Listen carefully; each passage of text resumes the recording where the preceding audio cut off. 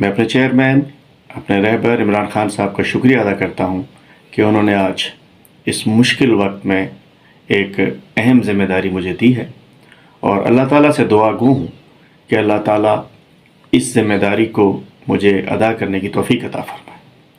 चूँकि कठिन वक्त है, मुश्किल वक्त है, और अल्लाह ताला से ये भी दुआ है कि अल्लाह ताला ये जो एक दाग है बेवफाई का, गद्दारी का पार्टी से, इससे अल्लाह ताला बचा के रखे।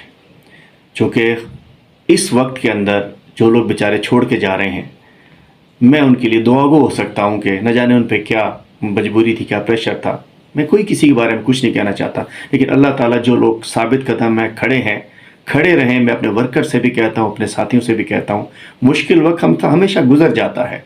हर रात के बाद सुबह होती है, और अल्लाह ताला भी आजमाइश हमें उतनी देता है जितनी हम बर्दाश्त। अल्लाह से दुआ भी यही है कि अल्लाह ताला उतनी आजमाइश दे। तो इंशाअल्लाह खड़े थे, खड़े हैं, इंशाअल्लाह खड़े रहेंगे। चूँकि आखिरी फ़ैसला तो अल्लाह ताला का है, आखिरी प्लान तो अल्लाह ताला का है। वल मकरु मकर अल्लाह वल्लाहु खैरुल माकिरीन।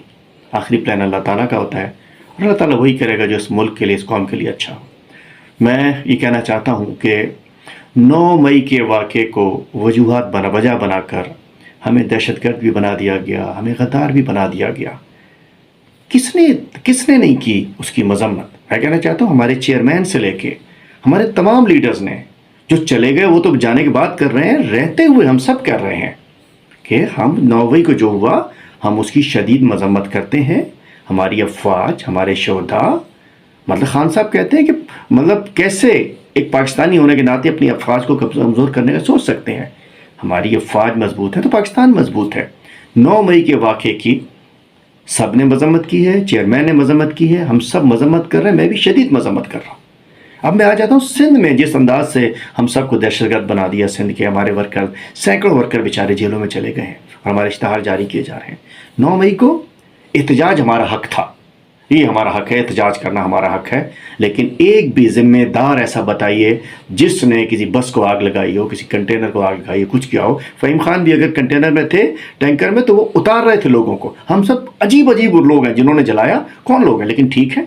अच्छा, किसको हम आप गद्दार या करार दे रहे हैं, दहशतगर्द? हम वो लोग हैं 6 सितंबर 2021, पुराने तो चले, पुरानी बात नहीं करता, 6 सितंबर 2021 को पाकिस्तान तहरीक इंसाफ ने पूरे सिंध में यौम शोहदा मनाया था। कैसे मनाया था? ऐसे नहीं जैसे आजकल बयान दे के कह रहे हैं हम शोहदा को सलाम। अल्हम्दुलिल्लाह, शोहदा को हम सब दिल से सलाम पेश करते हैं।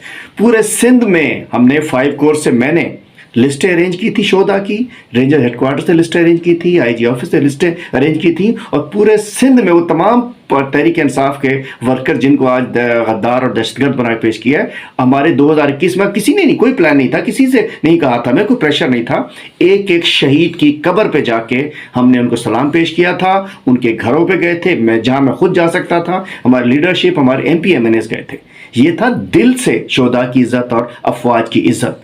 लेकिन आज तो न जाने एक तमाशा बना के 9 मई को एक, ठीक है 9 मई पे हम कहते हैं कार्रवाई होनी चाहिए, लेकिन तहकीकात के बाद होनी चाहिए, एक जुडिशल कमीशन के बाद होनी चाहिए। जो जिम्मेदारान हैं, जिन्होंने आग लगाई, जिन्होंने तोड़ फोड़ की, जो अंदर घुसे वो जिम्मेदार है।